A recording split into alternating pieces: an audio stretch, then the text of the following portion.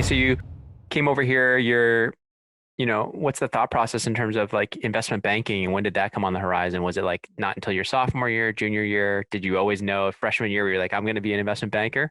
How did it work? No, so freshman year was very much about adjusting to life in the US and the culture shock and figuring out whether I wanted to focus on a career that was sort of directly in line with economics. So say if I wanted to do research or go down the grad school or PhD path.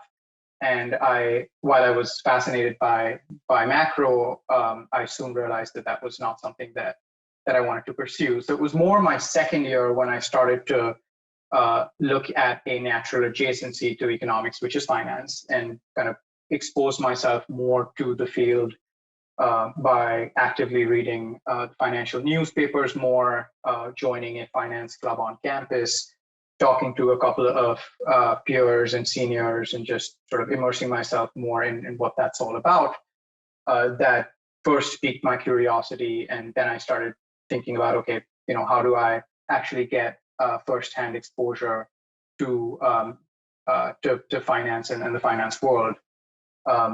I then, at the end of my sophomore year, I knew I was coming back to India for the summer, potentially my last summer back in India, which it turned out to be.